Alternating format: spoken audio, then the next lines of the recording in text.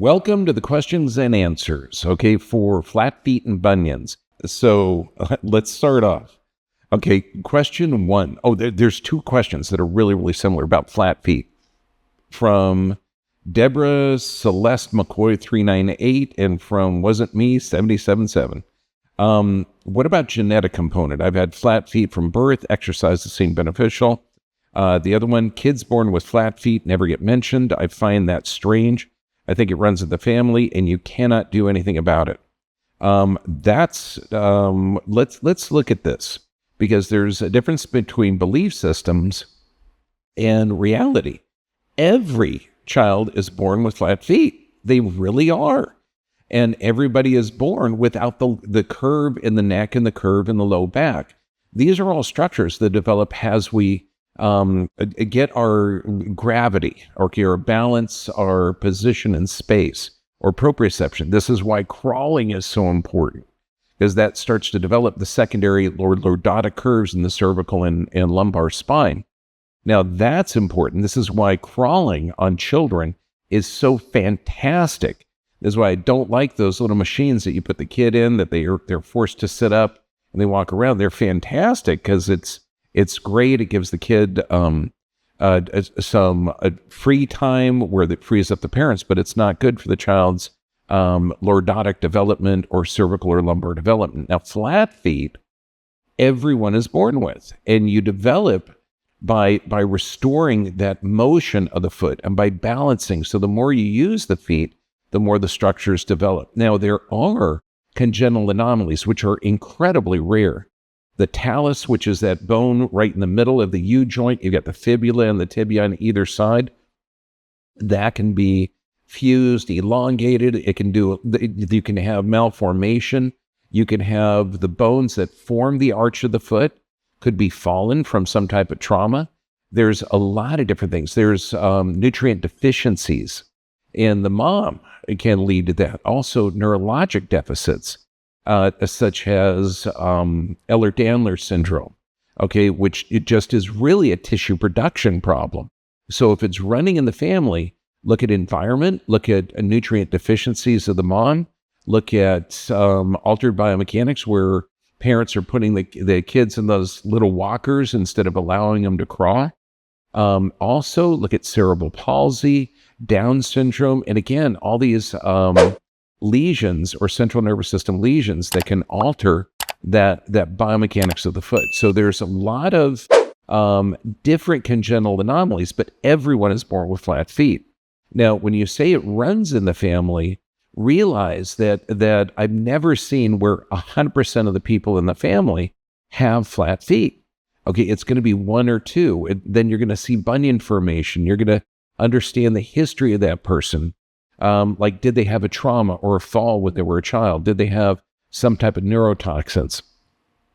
So all of this, as long as you have good nerve supply to the feet and you don't have a distorted bones where literally the bones of the foot are malformed, where sometimes they're fused or not separated. There could be a lot of different anomalies, and that is incredibly rare. But the only reason that some foot deformities could run in families is look for nutrient deficiencies, environmental neurotoxins, look at tissue production problem because you've got ligaments and cartilage in there, and look for consistent trauma as growing up, falls that can damage the lumbar and pelvis. So I do some detective work to say, because it's not going to be every member of the family that has it. And there is always something you can do about it, even with malformed bones. Now, question 2, Dana Waldrop 4930. By breaking up the adhesions, are you also breaking up scar tissue? Okay, let's look at this. Scar tissue and adhesions, very, very similar. Okay, almost exactly the same. Adhesions means that something is not working correctly, and so the body is going to lay down cross-fiber adhesions in order to strengthen, stabilize, or limit the motion. Just think if somebody has a chronically twisted ankle.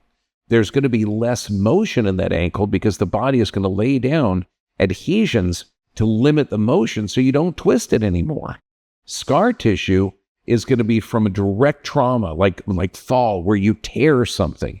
And then the body will also lay down cross-fiber adhesions because, like when you're looking at the actin, myosin filaments, you're looking at tendon, you're looking at ligaments, the fibers are supposed to be going in one direction because that's the tensile or distractive force loading on it.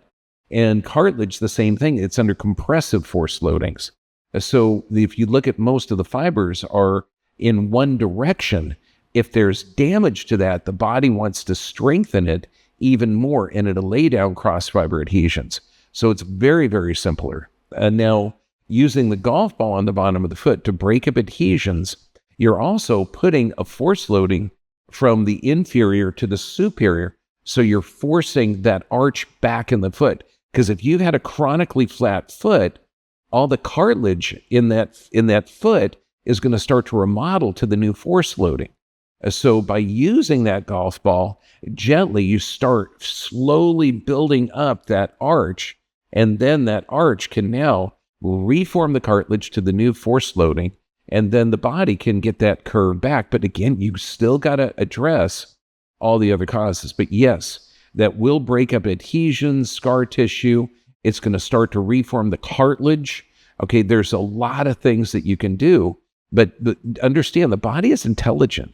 It's going to only lay down adhesions and scar tissue to limit motion or to stabilize an unstable joint. And so you have to fix all the other biomechanical causes. And then those things, by realigning those fibers, you're going to have a more normal function of the joint. From Dallas Jensen, 2226. What about short first metatarsals? I have a long second toe and developed bunions at age 10. Okay, you're going to love this stuff. Okay, every type of foot is going to be, they have names for them.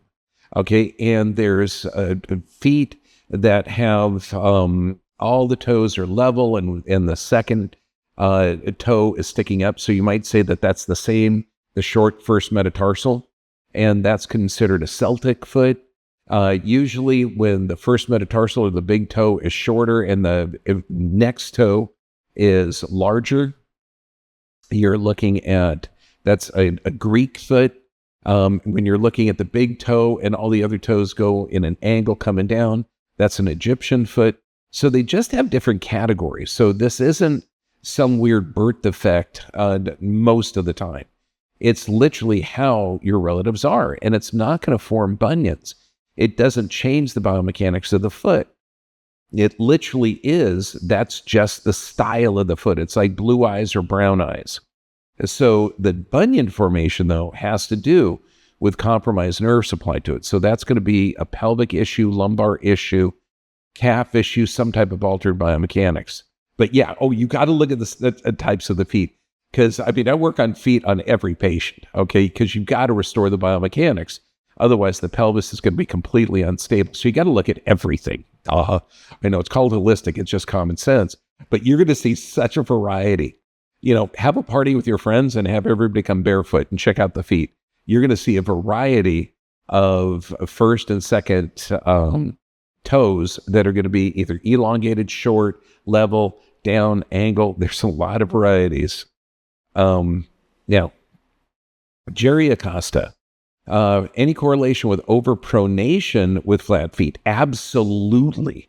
Now, you are going to see this in a lot of neurologic damage, like Down syndrome. You're going to see a lot of pronation.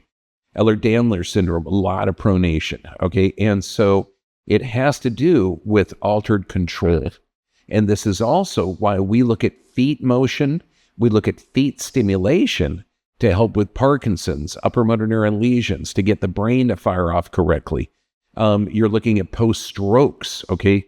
You're going to have an altered gait.